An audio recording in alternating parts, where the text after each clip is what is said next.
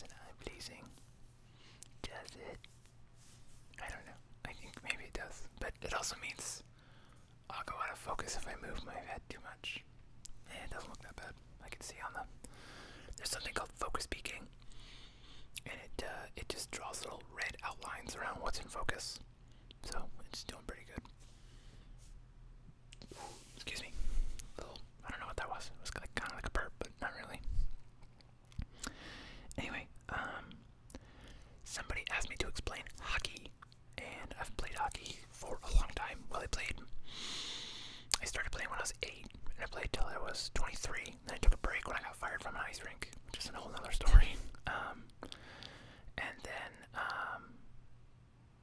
I started again when I was 30, so 4 years ago now, when I broke up with my long-term ex, long-time girlfriend, which was, I think I had signed up to play hockey, or I was gonna play hockey, because I was like, oh, I finally have health insurance again, like, I'll go play hockey, like, that sounds like fun, I miss it, because I wanted to, get out and do more things, and have some hobbies that weren't camera-related,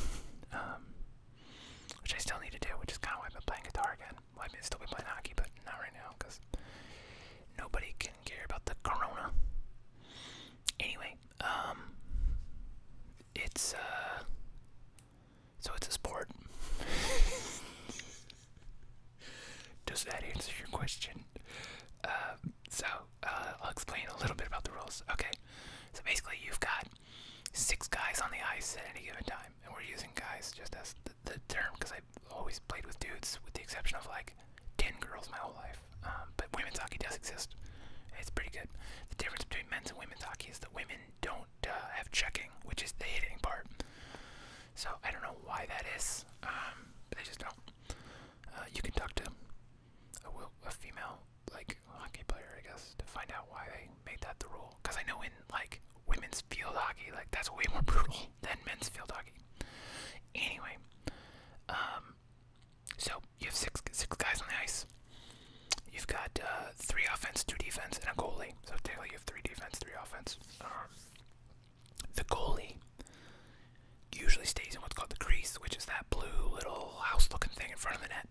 But they can go kind of wherever they want, although it doesn't really make sense for them to leave the net unless the puck comes down there and then they can stop the puck. Legally, according to the rules, the goalie can't pass the center line, which is the center red line. I think that's because they don't want the goalies fighting, and if the goalie crosses the red line, it's like a major penalty, like a delay of game penalty or something. And so there's like times where if you ever see a goalie fight, like the 2 goalies will sit at the red line, because they know whoever goes across the red line gets more penalties, like even proactively, like pro hockey, So, anyway, you got, 5 guys on the ice, plus a goalie, and then you usually have 4 lines, so you got 20 guys on the bench, plus a backup goalie, plus there's also an emergency backup goalie, and the emergency backup goalie, or EBUG, if you want to use acronyms, is the emergency backup for both teams. So usually how it works is it's a guy who like practices with the team, because the team doesn't all practice together. They do sometimes, but they're practicing all day. That way they can get more efficient use out of their ice, and improve better. So he's just a guy who's on the payroll, and he just hangs out at the games. And then if the starting goalie on either team gets hurt, then he dresses. And if the backup goalie on either team gets hurt, then he goes in the game. And it's only happened a couple times, like in the last couple years, but it's wild when it does, and everybody loses their mind. I think this season or last season, the Washington Capitals versus Toronto Maple Leafs, they had, or was it Carolina Hurricanes versus the Maple Leafs, and both of the Hurricane goalies got hurt from like weird accidents, where like somebody was going full speed and ran into the goalie. It happened twice in a game. So the guy who was the Zamboni driver for the ice rink came out, and all of his gear is like Toronto Maple Leafs, but he's got the Hurricanes jersey on.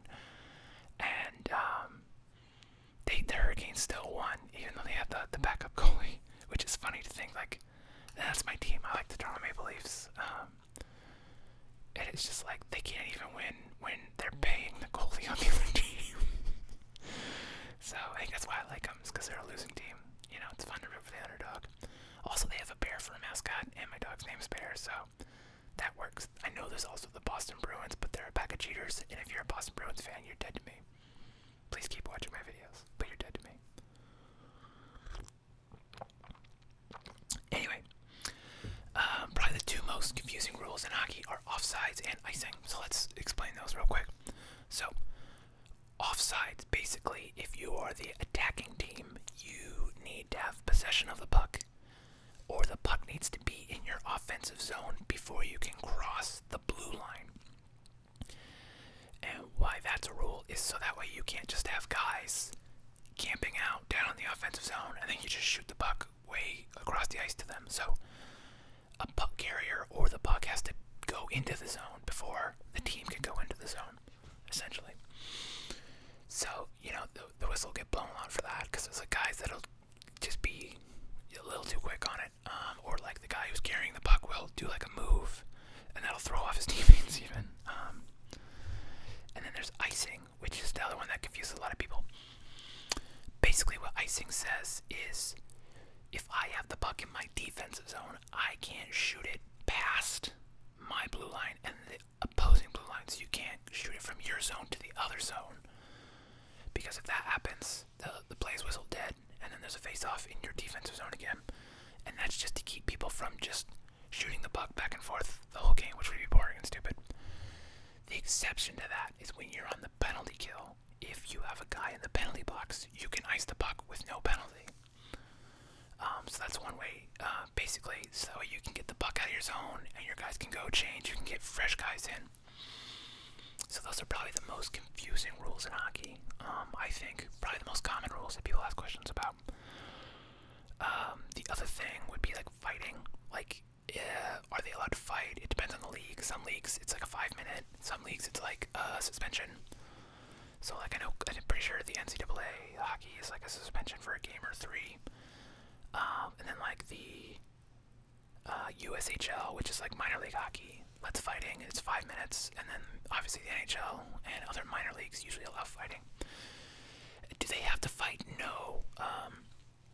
Usually what fighting is there's like this whole other meta game going on other than hockey. So you have like your star players, you have your enforcers, and so what'll happen kind of is a fight will usually happen for one of two reasons. Reason one is if one of the other team's players is being a jerk, being kind of chippy to either like a star player or like a rookie, like a young kid, then someone will go fight him. Or if your team's losing, you'll start a fight. Or if the guys just generally don't like each other, which does happen. But that's the most rare occasion. Usually the fights are predetermined and pre-agreed upon. You can see them a lot of times at the face-off when they're like, are we doing this? And the guy's like, yeah. Because they know, because there's just like unwritten rules. So that's why you'll see the gloves drop right at the face-off and you're just like, what happened? You know, it's like because they got down there and they're like, okay, I'm going to fight you. And the guy's like, okay, let's go. And a big part of fighting is just the momentum shift. Like if your team's losing, you fight somebody, it kind of riles up your team, it energizes the team, and it gets the fans excited, you know? So it's kind of a way to shift momentum, to play psychological games, get in other people's heads. Or it's a response to like, you know, the refs either not calling a penalty or, you know, maybe they did call a penalty, but you're still like, okay, that's egregious, so we're going to rough you up for that. So in that way, you know, hockey players kind of take care of their own things. And I think I like the fighting, personally. Not because I'm like, yeah, fighting, it's great. You know, like, if that's what I wanted to see, I'd just watch boxing or MMA, which I don't really care for. Like, I do like watching, like, the highlights of MMA, where it's like, here's the knockout, like, that part, I'm like, that's pretty cool. Especially when they do, like, a cool thing. But in general, like, I'm not really interested in combat sports outside of, like, using it for cardio, because it's kind of fun. It's kind of a stress relief to, like, punch a bag, I guess. I don't know, I've been having fun with it. Anyway, but I like the fighting. I think it keeps problems to a minimum, and I think more sports should allow fighting.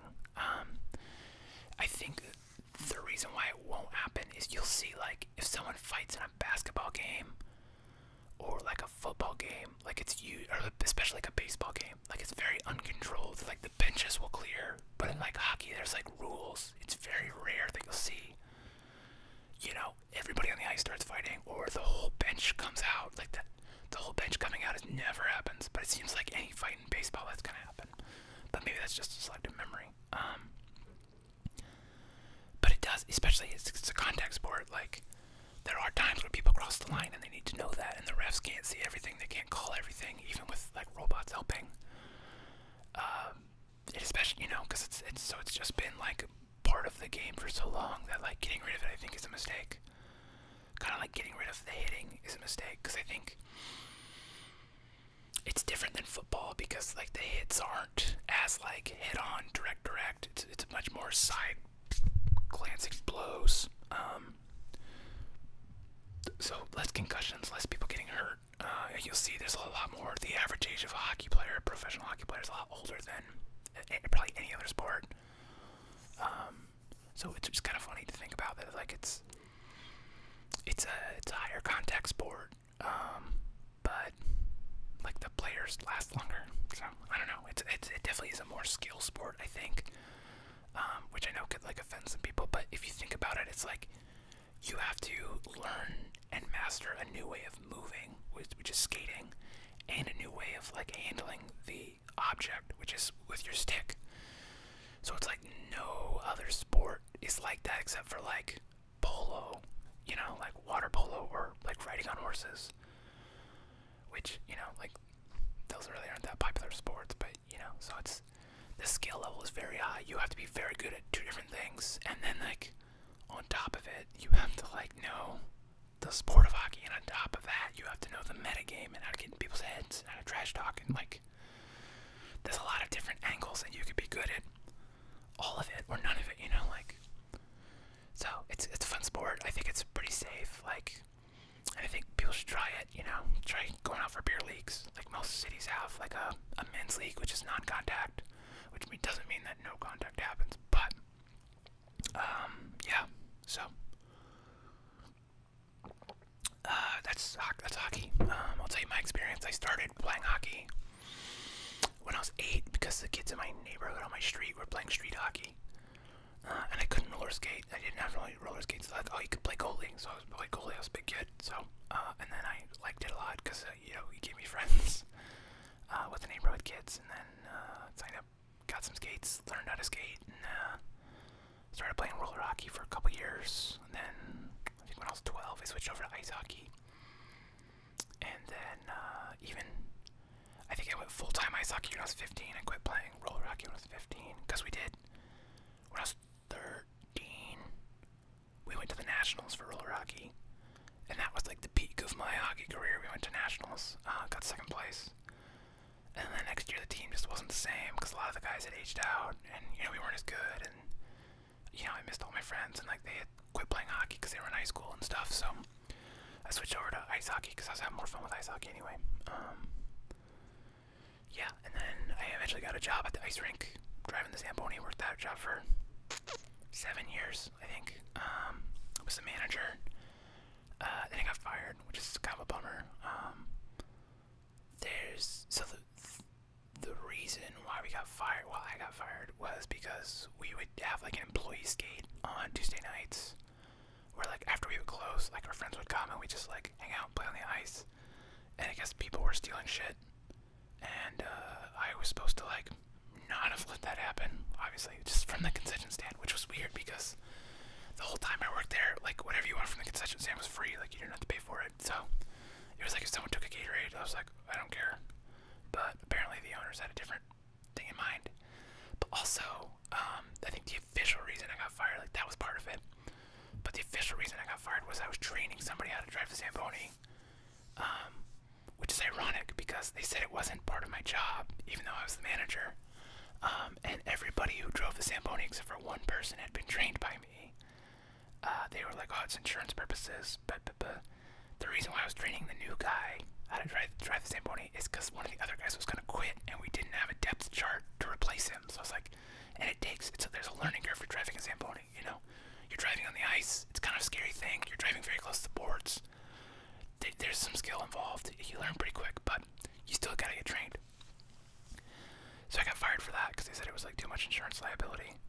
which is ironic because then 3 people quit when I got fired. And I think the real reason I got fired was the owner's son had just graduated college and didn't have a job. But here's the real irony, is that I had just graduated college also. And I had graduated with a degree in business management, and he graduated with a degree in film studies. So now I make films, and he managed a business, which I think he quit like a year later. So anyway, I loved that job, and I hated that job. Yeah, that's all I gotta say. I could tell ice rink stories all day, though, so if you want to hear another hour-long ramble, we'll do, that might be a 10-hour video doing ice rink stories. Anyway, then I started playing hockey again. 3-4 seasons. This would have been the 4th season, but I'm sitting this one out because of COVID. And there's just, I'm kind of paying attention. It seems like the hockey players aren't getting sick, but there was like one tournament where everybody got sick, and I was just like, I can't really afford to be sick. Like, if I got seriously sick, it would ruin me financially because my insurance isn't that great. Like, I know my parents would help me out, and my parents are well off, so, but I don't want to rely on my parents, you know. I want to do something for myself, you know. 34 now. I should be able to support myself, which I do, obviously. But not if I have to pay, you know, $20,000 in ICU bills. I can't afford that. And also, just even if I didn't get super sick, but like had to cancel jobs or had to like just not work for a month, like that would put a bit of a hamper on my financial situation. You know, I'd have to put some stuff on credit cards, and I don't want to do that. So it's easier for me to just like wave at hockey and go, maybe. But maybe if I get sick, maybe, you know, I was thinking about that the other day, and I was like, that's a dark thought. It's like, if I get coronavirus, at least I can go play hockey again. Like, when I get better, obviously. And that's kind of a scary thought. I think there's probably a lot of people out there that are in that same headspace of, like, they're done, like, locking up. And, you know, like, on one hand, I don't blame them. On the other hand, you're just like, if everybody had just done it right, you know, then we wouldn't be in this mess. But, you know, we're starting to get into dark negative thoughts. We're talking about hockey, and hockey's fun. So, anyway, I have like a little setup off to the side of my little side room den thing over there. And it's fake ice, which you can skate on it, but I don't, because it messes your skates up. Like, not bad, it just dulls the edges. You have to get them sharpened again. And I really don't have enough room to skate, so maybe one day I'll have a setup like that. It'll be fun.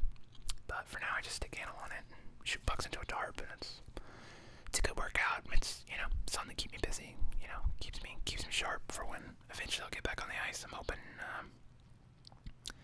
by spring I'll be able to get back on the ice and be able to skate with people again.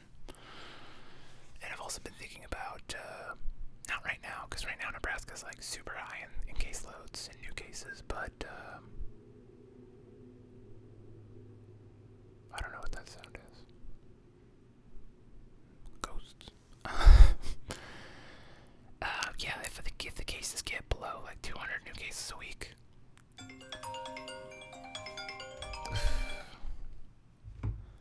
I put my phone on silence. Why did it ring?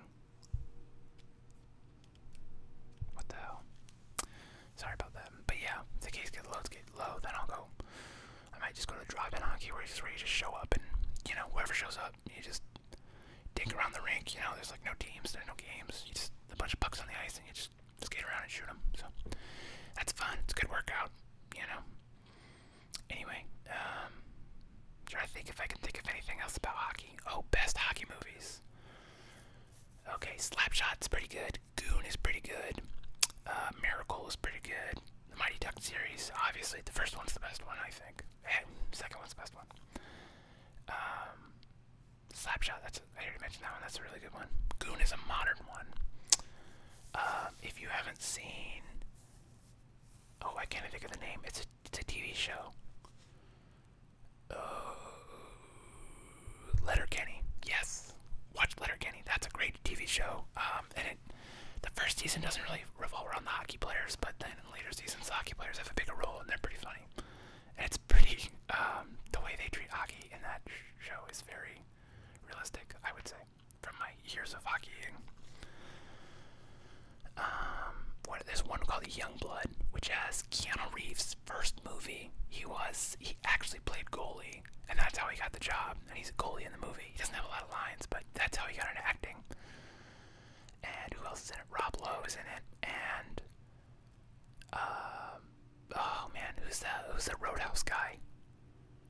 Patrick Swayze, he's in it, and there's some other people that are like pretty big. But so Rob Lowe is like this young guy, and he's like the hot shot of the team, but like he doesn't want to fight, but he's gotta fight to earn his place. It's so dumb, but it's good. It has a place in my heart, so put that one on the list, I guess. What other hockey movies? Face Off, obviously. John Travolta, Nicolas Cage, in the movie where they swap faces, and the climax, spoilers, it takes place at a hockey game. I think it's a Stanley Cup game, which is ridiculous. Threat Level Midnight, if you're an Office fan, also takes place at a hockey game. Yeah, I don't know. Hockey's a great sport. It's fun. It's fast-paced. I think it doesn't get a lot of love because it's like in the winter when basketball and football are happening. But like, it's a winter sport. What are you gonna do? You know, yeah, I always thought it was weird that I thought basketball and football should be summer sports, but neither of them are. So I always thought that was kind of strange. I mean, basketball is inside, yeah, but like, why couldn't there be summer basketball? It makes more sense to me. And there's no sport right now, so like, there's no summer sport like golf. No one cares about golf. So why isn't there summer basketball? You tell me that, internet. Anyway, I hope I answered your hockey questions. It's your hockey curiosity. If you got any more questions, drop them down below. I'll answer them, or I'll make a second video. I don't need it. Depends on how many people ask questions. Probably none. But anyway, I hope you're doing well. Hope you're having a good day. And if not, well, I hope that turns around for you. So, all that said, I will see you tomorrow.